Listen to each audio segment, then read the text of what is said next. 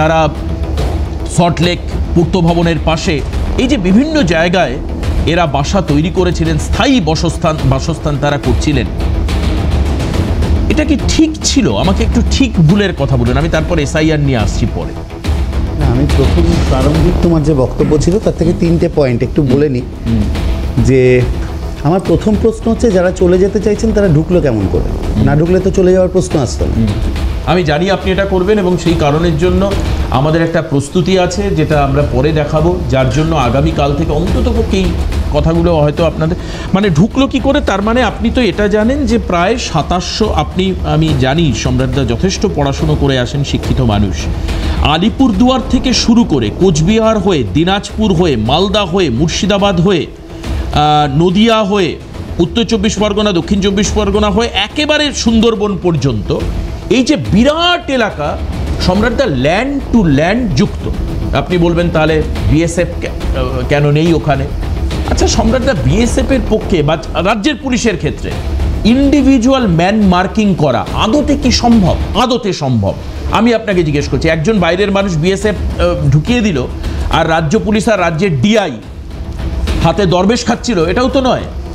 তারা কি কেন খুঁজে পেল না? ম্যান টু ম্যান মার্কিং করা পুলিশেরও সম্ভব নয়, বিএসএফেরও হয়তো সম্ভব নয়, সেখানে তারা ঢুকলো। এবার আমি বলি ঠিক এই জায়গা থেকেই বলছি যে সীমান্তের সুরক্ষাটার সঙ্গে তো জাতীয় নিরাপত্তার প্রশ্ন জড়িত।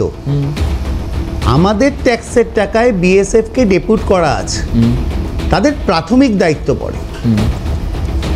তোমার মনে থাকবে দেবাশিস, সালটা 2021, তারিখটা খুব সম্ভবত 11ই অক্টোবর। কেন্দ্রীয় সরকারের স্বরাষ্ট্র মন্ত্রক বিএসএফ এর সীমানা 15 কিলোমিটার থেকে বাড়িয়ে 50 কিলোমিটার করেছে। তাহলে এই যে ঢুকলো কি করে, এই প্রশ্নটা এটা যথেষ্ট যুক্তিগ্রাহ্য এবং প্রচণ্ড প্রাসঙ্গিক বলে আমার মনে হয়। তার দায়িত্ব নিতে হবে, স্বরাষ্ট্র মন্ত্রককে নিতে হবে, অমিত শাহকে দায়িত্ব নিতে হবে যে কিভাবে ঢুকলো। আজকে আমি পশ্চিমবঙ্গের কথা থেকে একটু বেরিয়ে আসি।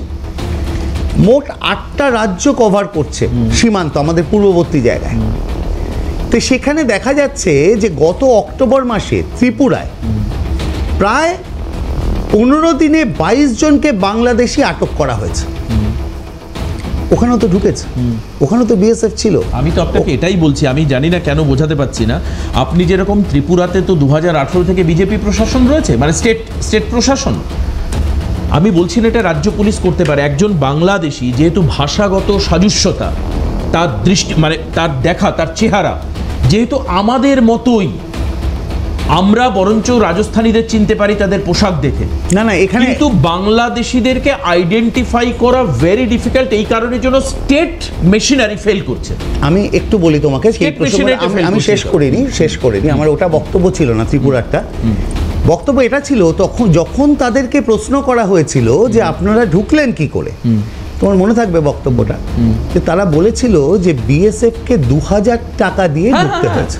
হতে পারে তো, নিশ্চয়ই, আমি তো অস্বীকার করছি না। ঠিক আছে, কাজেই প্রশ্নটা হচ্ছে, প্রশ্নটা তোমার সাথে 5000 টাকা দিচ্ছে, তো দালালরা কেমনি ঢুকিয়ে? একদম তোমার সাথে আমার উত্তর, তোমার প্রশ্ন আমার উত্তরের তফাৎ এইটুকু যে তোমার প্রশ্ন হচ্ছে যে ঢুকে গেল, এটা কিছু কিছু সীমান্ত ফাঁক ফোকো সবটা কি ম্যানেজ করা সম্ভব? এটা নয়।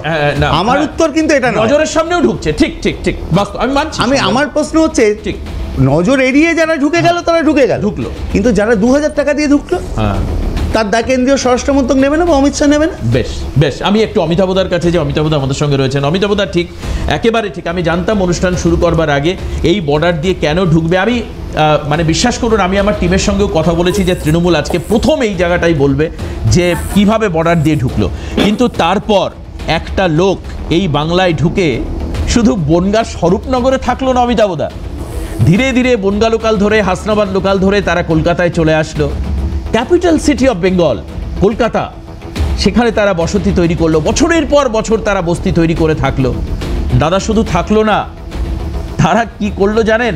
আধার কার্ড করলো, ভোটার কার্ড করলো, সচিত্র পরিচয়পত্র বানালো, সব কিছু করলো। আর কি করলো জানেন? তারা লক্ষ্মীর ভাণ্ডারও পেল, সরকারি প্রান্তিক মানুষের প্রকল্পের সুবিধা। শুনবেন আপনাদের জন্য, হয়তো একটু পরে সম্রাটদা বলতে পারেন, না দেবাশিস তুমি কেন এইসব কথা বলছো।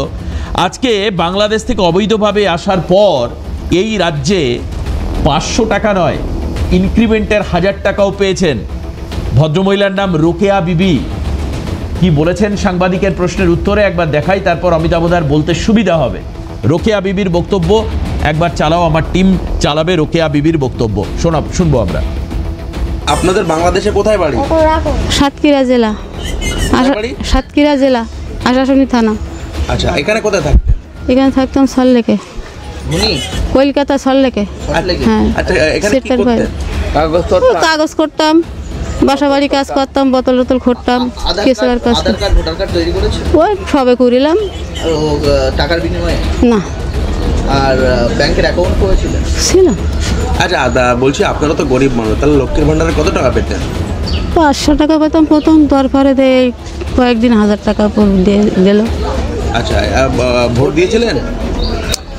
ভোট 2 বার দিলাম। আচ্ছা, ফিরে যাচ্ছেন কেন? 2002 সালের না থাকলে ভোটের তালিকা না থাকলে অসুবিধা হবে, তারপরে তাই যাচ্ছে। অমিতাভদা 2 বার ভোট দিয়েছেন এই রোকেয়া বিবি, 2 বার ভোট দিয়েছেন, 2 বার। 500 টাকা থেকে 1000 টাকা পেয়েছে রোকেয়া বিবি। রোকেয়া বিবি নিশ্চিন্তে শহর কলকাতায়। দেখুন অমিতাভদা, একটা জিনিস আমরা চোখের থেকে পর্দাটা সরাচ্ছি না হয়তো, যে মানুষগুলো এসআইআর এর ঘটনার পর 4 তারিখে এসআইআর চালু হয়েছে, আজকে হচ্ছে 19 তারিখ, এর মধ্যে যে লোকগুলো ইমিডিয়েট বাংলাদেশে ইভ্যাকুয়েট হচ্ছে, তার মানে এটা ধরে নিতে হবে তাদের বাংলাদেশেও স্থায়ী ঠিকানা আছে, তাদের বাংলাদেশেও বাড়ি ঘর জমি জায়গা গরু ছাগল মানুষজন সব আছে, তারা কলকাতায় রয়েছেন, আশেপাশে থাকছেন, ঠিকটুক করে এসআইআর এর ঠিক এই কয়েকদিনের মধ্যে আবার তারা বাংলাদেশে যাচ্ছেন। অমিতাভদা, আমি কাউকে তির্যক আক্রমণ করতে বলছি না, আমার কথা হচ্ছে এই ধরনের অবৈধ অনুপ্রবেশ সমাজ ব্যবস্থা, শিক্ষা ব্যবস্থা, স্বাস্থ্য ব্যবস্থার জন্য কতটা বিপদ, আমাদের সেটা নিয়ে আলোচনা করতে হবে। অমিতাভদা, দেখো দেবাশিস, তোমার শেষ কথার সঙ্গে একটু দ্বিমত রয়েছে আমার। বাংলাদেশের জমি জমা গরু বাছুর ছাগল প্রচুর ধন সম্পত্তি থাকলে কেউ দেশান্তরী হয় না। তাহলে তারা কি করে 10 দিনের নোটিসে দাদা ফেরত চলে যাচ্ছে? শেষ করতে দাও।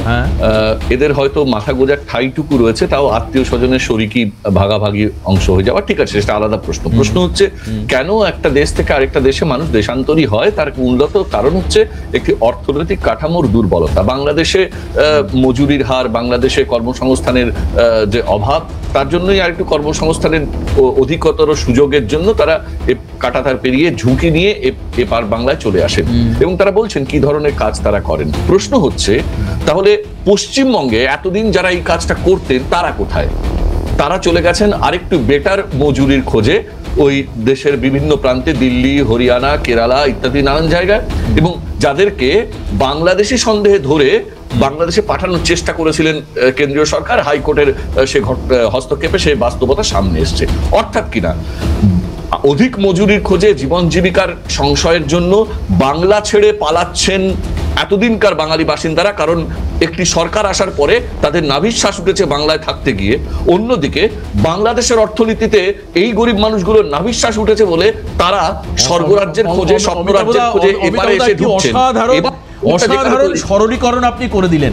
মানে একটা রাজ্য থেকে আরেক রাজ্যে লোক যেতেই পারে, তার বৈধ অধিকার রয়েছে। একটা দেশ থেকে আরেকটা দেশে অবৈধভাবে আসতে পারে দাদা। আমি এখনো দেবাশিস বৈধ অবৈধ প্রশ্নে আসিনি। আমি যেটা বলছি সেটা হচ্ছে কি কারণে এই হিউম্যান মাইগ্রেশনটা হয়, সেইটাই। এইবার প্রশ্ন যেটা হচ্ছে বৈধ অবৈধের প্রশ্নে এবারে ঢুকছে। প্রথম কথা হচ্ছে নিঃসন্দেহে ভারতবর্ষ কেন সারা পৃথিবীর কোন দেশের সীমান্ত ব্যবস্থা এতটা নিশ্ছিদ্র নয় যে সেখান থেকে অন্য দেশের থেকে অবৈধ অনুপ্রবেশ ঘটে না।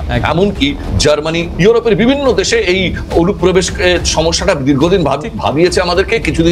কিছু বছর আগে যদি আমরা চলে যাই, আইল্যান্ড কুদ্রির ওই মৃতদেহটা সমুদ্র সৈকতে পড়ে আছে, রবারের টায়ারের নৌকোয় চড়ে সমুদ্র পাড়ি দেওয়ার ঝুঁকি নিচ্ছেন লাখো লাখো মানুষ, সে চিত্র আমরা দেখেছি। একটা আলাদা প্রশ্ন। প্রশ্ন হচ্ছে যেখানে, সেটা হচ্ছে এই ভদ্রমহিলার সাক্ষাৎকারে যে কথাটা উঠে আসলো, যে এদের হাতে বৈধ আধার কার্ড, এদের হাতে ভোটার কার্ড, এদের হাতে পাসপোর্ট পৌঁছে যাচ্ছে কি করে? এটা অস্বীকার করার কোনো জায়গা নেই, তদন্তে প্রমাণিত, আজকে দিনের আলোর মতো স্পষ্ট।